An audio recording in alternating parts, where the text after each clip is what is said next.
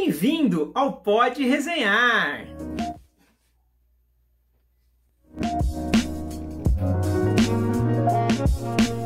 Olá pessoal, bem-vindos ao Pode Resenhar! Essa semana a gente tem poucas resenhas, aliás só 2 gibis que eu li. Então eu vou fazer a resenha dos Novos Titãs do Marv Wolfman, números 15 e 16. Mas eu tenho um recadinho bem importante.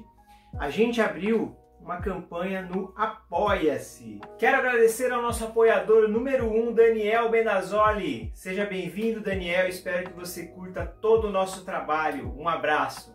O Apoia-se é um site de financiamento coletivo e a gente abriu lá um financiamento para a nossa campanha que busca ajudar o nosso canal a se desenvolver. Então, com esse dinheiro a gente vai divulgar mais o canal, vai comprar mais espaço no StreamYard, né? Vai fazer um upgrade na plataforma e vai fazer outras coisas mais, comprar equipamentos, essas coisas. Porque senão a gente fica estagnado e sem financiamento ninguém sobrevive, né? Então é assim, você acessa o Apoia-se, apoia.se/podebater, apoia.se/podebater, e as suas contribuições podem ser de 2 a 10 reais. Veja como a gente não quer ficar em milionário, não estamos pedindo 100, 200, 300 mil reais, estamos pedindo 2 a 10 reais. Tem 3 tipos de recompensas lá, de 2, de 5 e de 10 reais. Então é bem simples de você participar. Se você puder e se você quiser nos ajudar, é só acessar esse link e vamos para a resenha. Como eu disse, a gente vai fazer hoje as resenhas de Novos Titãs 15 e 16, dessa série que a Panini começou lançando como Lendas do Universo DC, os Novos Titãs Jorge Pérez, e depois do número 11 foi para Lendas do Universo DC, os Novos Titãs Marv Wolfman. Eu achei bacana essa continuidade, porque as histórias do Titãs, elas até a década de 90, elas tiveram uma narrativa muito bacana nas mãos do Marv Wolfman. Depois se perdeu um pouquinho com os maneirismos lá da década de 90, com aqueles histrionismos, os exageros. Mas até aqui, era uma narrativa muito boa. E teve aí nessa fase um desenhista muito bom, que é o Eduardo Barreto, que é um cara muito competente, tem umas construções de cenário muito interessantes. É um cara que tem uma diagramação, uma narrativa de página muito bem construída. Além disso, a gente tem aqui as capas do Jorge Pérez, né? Que continuou fazendo as capas. Inclusive tem umas capas interessantes que ele faz umas pinturas aqui, não são simplesmente desenhos. Então vamos começar aqui com Novos Titãs número 15, aonde a gente tem essa capa aqui com os Titãs, mas você vê que não tem a Ravena, não tem o Asa Noturna. Por quê? Porque eles estão no espaço, né? Na aventura anterior, a gente viu que eles foram lá para Tamaran, para o casamento da Estelar, e a Commander está querendo reativar não, né? Ela está querendo reconquistar, aliás. Deixa eu começar tudo de novo essa parte.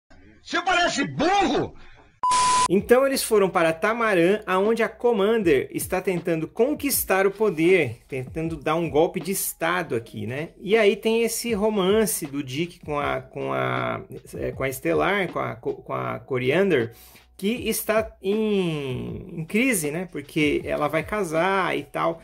E aqui ficou meio forçado o jeito que o Dick reagiu aqui, né? Que o Robin, atual Asa Noturna, reagiu aqui, porque ele pareceu meio babacão, meio não, totalmente babaca, né?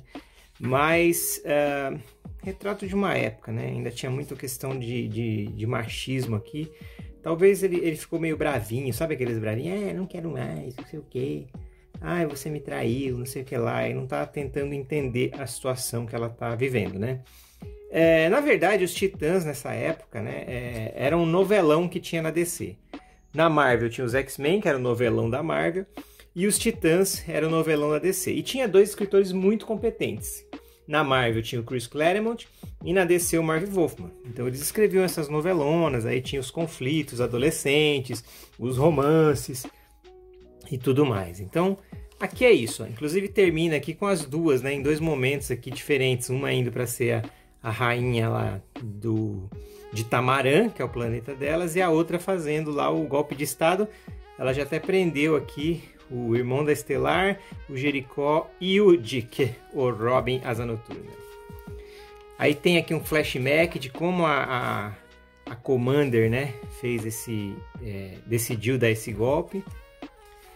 Para vocês verem aqui, como eu falei dos desenhos do Eduardo Barreto, né? Deixa eu ver se essa edição é dele mesmo, porque tem duas edições, se eu não me engano, que não é ele que desenha. Aqui sim. E com a arte final do Romeu Tangal, né? Fazem aquelas duplas que casam, né? E como, por exemplo, John Byrne e Terry Austin, né? Então, Eduardo Barreto e Romeu Tangal é uma dupla que casa muito bem.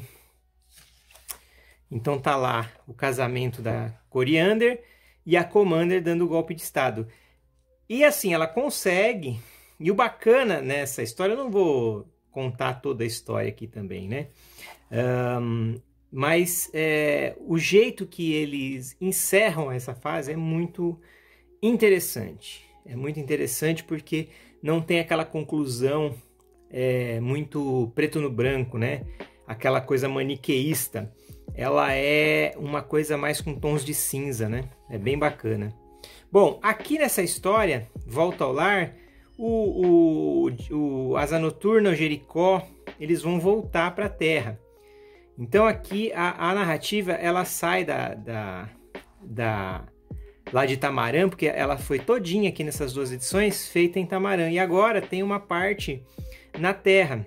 E a gente tem aqui o Mutano, o Cyborg e a Moça Maravilha.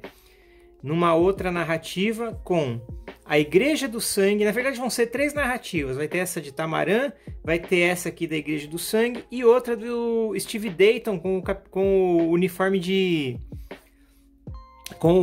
aliás, o uniforme não, o capacete do Mento, né?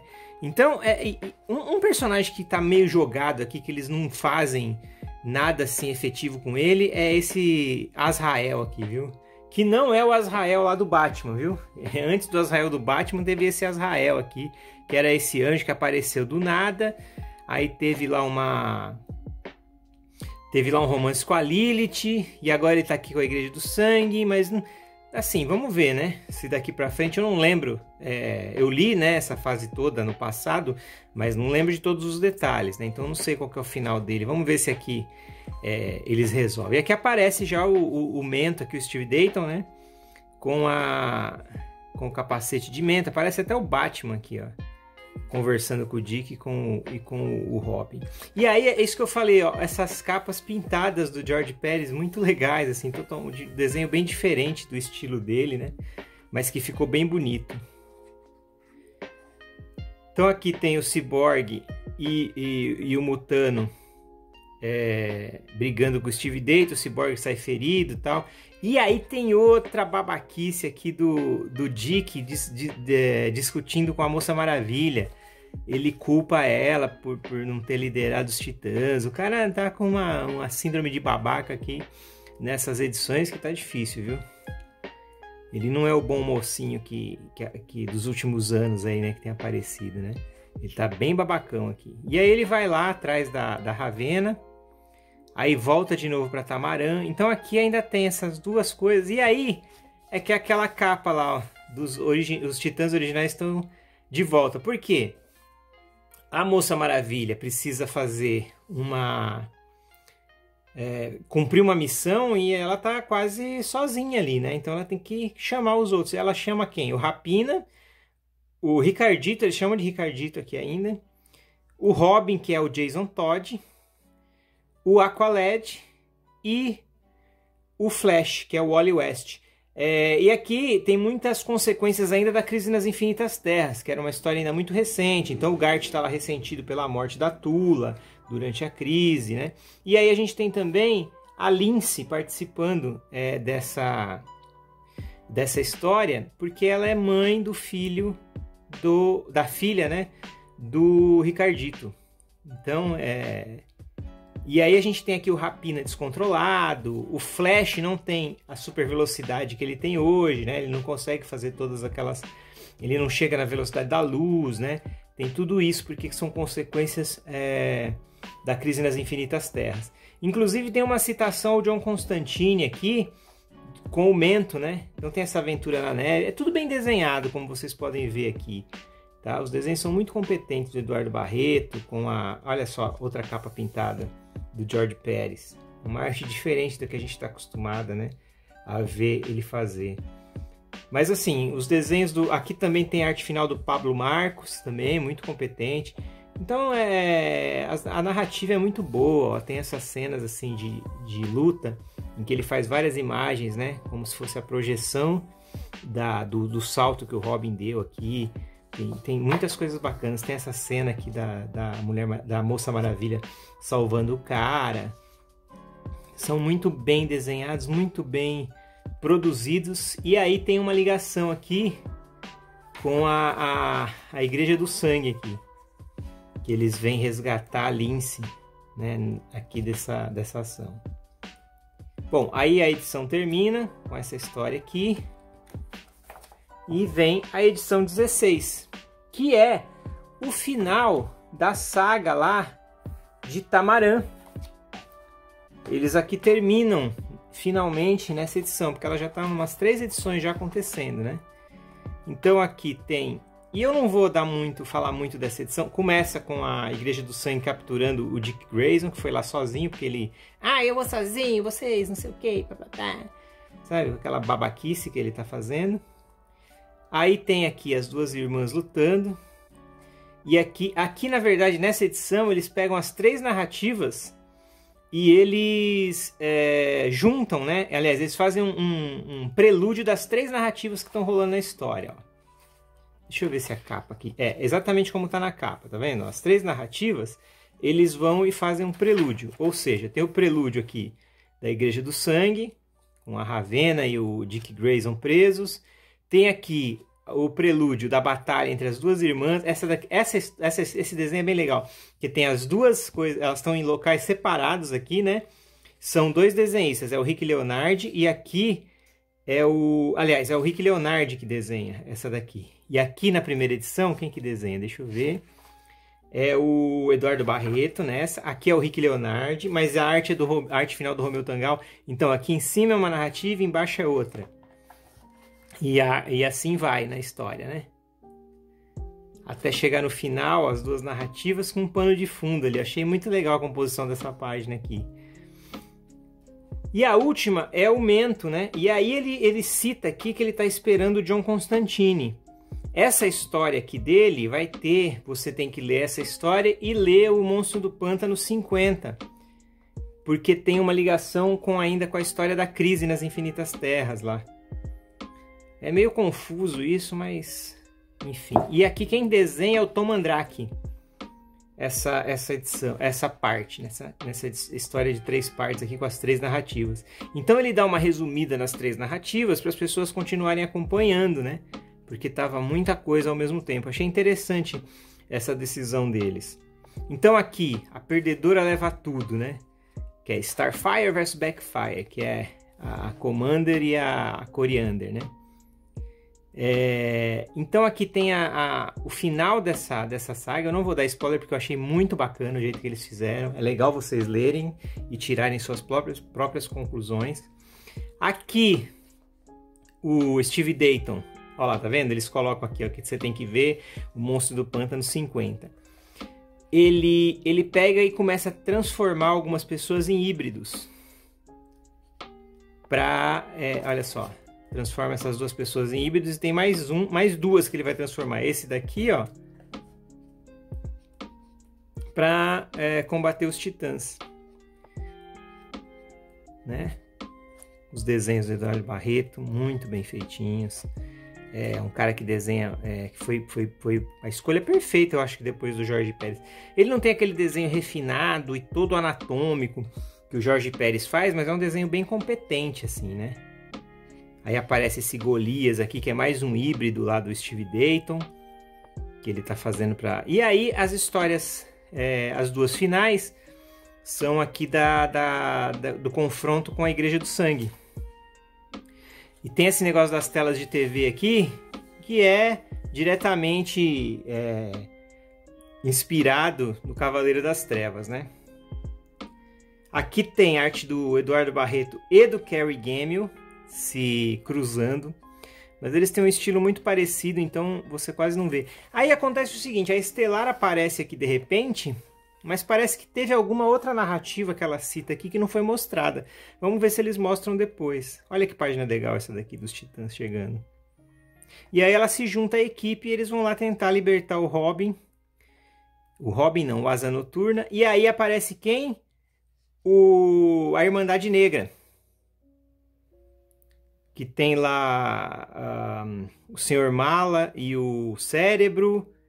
E eu esqueci o nome das personagens aqui agora todos. O Plasmus. O Portex.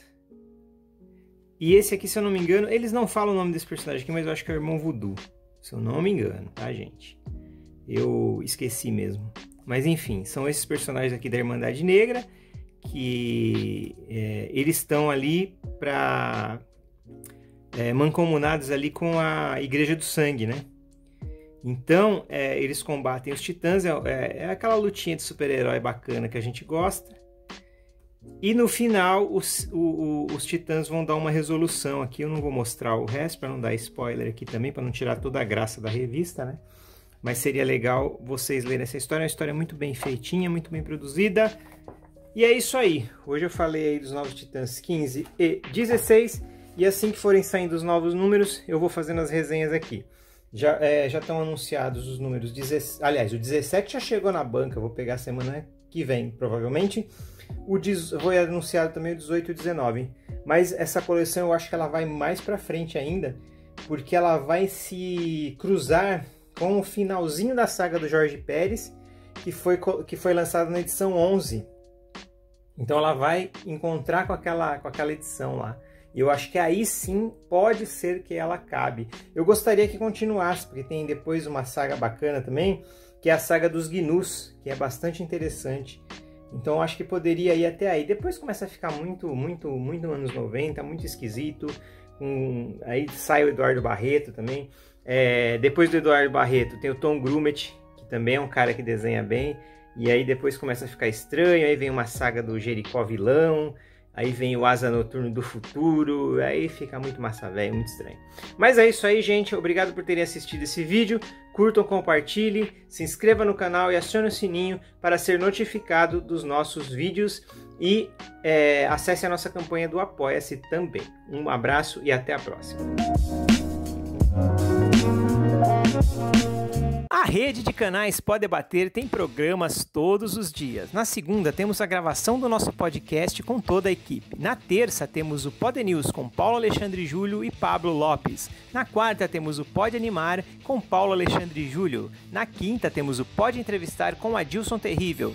Na sexta temos o Pode Aprofundar com André Cruz. No sábado temos o Pode Debater quadro a quadro com Amálio Damas e Adilson Terrível. E aos domingos temos o Pode Resenhar com leituras da semana e resenhas esporádicas quando tiver algum quadrinho interessante.